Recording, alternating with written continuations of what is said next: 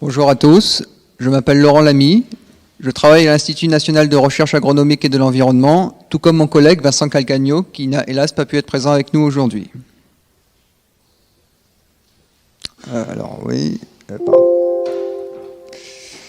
Bon, c'est pas grave.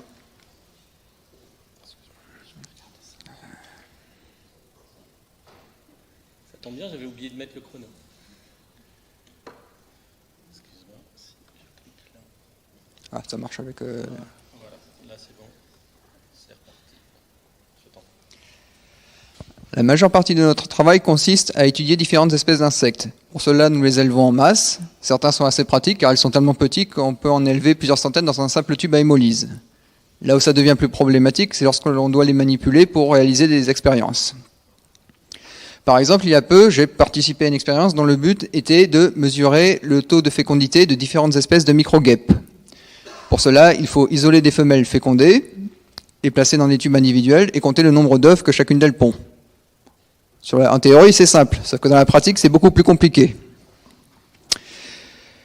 Pour vous résumer la chose rapidement, il faut attraper les femelles avec un pinceau, ce qui déjà n'est pas évident parce que non seulement c'est petit, mais ça court et ça saute partout. Placer les femelles dans un nouveau tube en faisant attention à ne pas l'écraser contre la paroi du dit tube et espérer aussi qu'elles veulent bien lâcher les poils du pinceau. Lorsque vous avez fait ça, vous obtenez une répétition.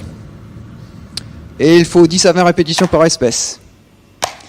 Et on travaille sur des dizaines d'espèces, voire même plusieurs souches génétiques différentes issues d'une même espèce. Ouais. Alors, une petite anecdote pour briller en soirée. Est-ce que vous saviez que les insectes volants étaient chargés positivement à cause du frottement de l'air sur leurs ailes? À quoi ça leur sert? Rien. Mais il y a un truc à creuser. C'est comme ça que nous est venue l'idée de notre projet, créer une sorte de stylet que l'on pourrait charger positivement ou négativement à volonté et qui agirait comme une sorte de pince à électricité statique qui nous permettrait de saisir ou repousser des insectes, sans les écraser et sans les perdre. Alors, pour faire de l'électricité statique, il faut arracher des électrons. On peut faire ça mécaniquement. Vous avez tous déjà dû frotter un ballon pour voir ce qui se passait, mais on ne contrôle pas grand-chose. Une autre technique consiste à créer une différence de potentiel électrique. Sauf que vu ce qu'on veut faire, il faudrait quelque chose de beaucoup plus puissant qu'une simple pile. On cherche à créer une différence de potentiel telle qu'on pourrait repousser ou attirer des êtres vivants. Et il se trouve que j'ai mis la main sur un appareil capable d'une telle prouesse. Alors oui, je sais, vous attendiez certainement un accélérateur à particules, mais je travaille avec les moyens du bord. De toute façon, c'est toujours comme ça dans la recherche, vous avez des idées, mais pas le budget. Pour faire ce projet, donc, j'ai pu utiliser les outils mis à disposition par le Fab Lab, et pour les composants, je les ai pris là où je pouvais. Alors,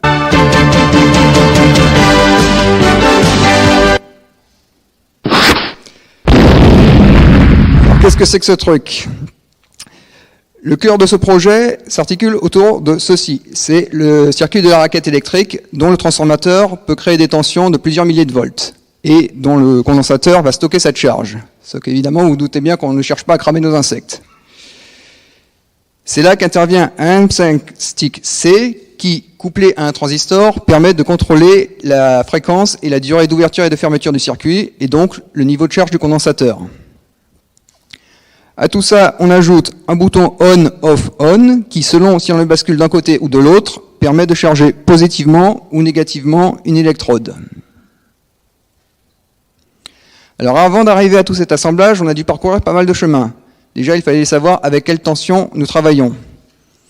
Sachant que, comme je l'ai dit, le transformateur peut créer une tension de plusieurs milliers de volts, on n'allait pas mesurer ça avec un simple multimètre.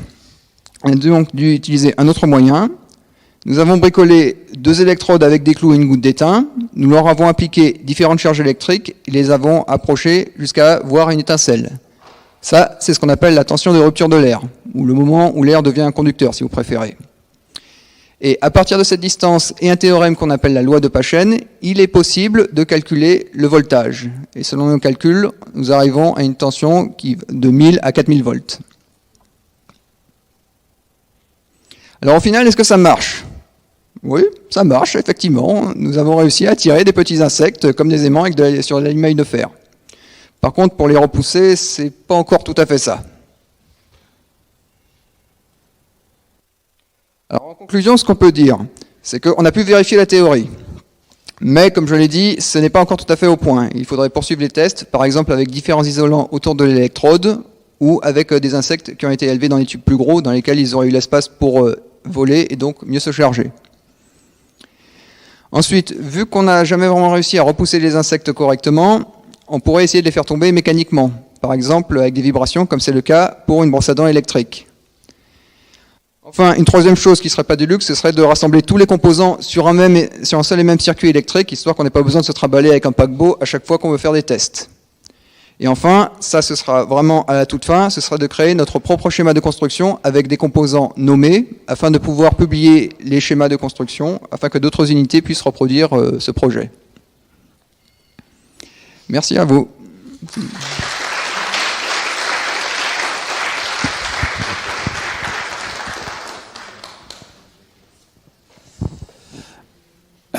Merci en tout cas pour la présentation qui m'a fait bien rigoler. Et du coup, j'enchaîne sur ta conclusion. C'est du coup à qui ça s'adresse à part à toi? Enfin, c'est quoi le marché pour ça? En fait, à toutes les unités de recherche qui travaillent justement sur des insectes qui sont trop petits pour qu'on puisse les manipuler correctement, soit avec des pinces, soit à la main. Comme je connaissais pas du tout cette activité, voilà. Donc il y a plein d'entreprises qui ont ta problématique et qui attendent ta solution. Principalement les entreprises qui travaillent comme je l'ai dit, en recherche dans la lutte biologique, dans le domaine de l'agriculture. Okay. Merci du coup pour la présentation. Et j'ai une question, est-ce que ça marcherait avec des plus gros insectes? Je pense notamment, par exemple, pour les apiculteurs, avec des abeilles, pour les manipuler plus facilement, peut-être pour repérer la reine ou... Alors, avec mon collègue, nous avions lu un article là-dessus, mais faudra tester. Mais à mon avis, je pense que justement, une abeille, c'est déjà beaucoup plus gros, sachant qu'une reine, en plus, c'est la plus grosse et la plus lourde de toutes les abeilles. Je sais pas. Il faudrait encore plus de volts, c'est ça? J'ai un doute, mais ce serait quand même très intéressant à faire parce que effectivement, je connais un peu le secteur de l'apiculture et attraper la reine n'est pas une chose évidente. D'accord, merci. Et pour l'instant, on a testé uniquement avec les espèces les plus petites que nous avions. Très bien, merci beaucoup Laurent. Ah, pardon. Merci beaucoup, parce que c'est vrai que je crois que l'an dernier on avait eu un candidat un peu équivalent sur des sujets de tubes, c'était le même. Bon, alors donc ça fait plaisir parce qu'on sait que l'année prochaine, vu le travail qui reste à faire, tu seras encore là. Justement, je voulais savoir en fait quel était l'apport principal que tu avais vu avec le Fab Lab, qu'est-ce que ça t'avait apporté dans le cadre de ton projet, puisque tu le connaissais un petit peu cette année. En quoi le Fab Lab t'a apporté, qu'est-ce que tu as utilisé qui était utile pour toi? Il y a le M5 Stick C que j'ai eu, qui est l'un des rares composants du projet que je n'ai pas ramassé à droite à gauche, et que j'ai eu lors d'une formation en programmation. Et que suite à cette formation, il prenait la poussière dans un tiroir, et ce projet m'a amené à le ressortir et justement à réapprendre à m'en servir. Et aller un peu plus loin que ce que j'avais appris lors de la formation. Okay. Et j'ai également appris à me servir de quelques outils à droite à gauche pour tout assembler, mais dans une moindre mesure. Très bien, merci encore Laurent.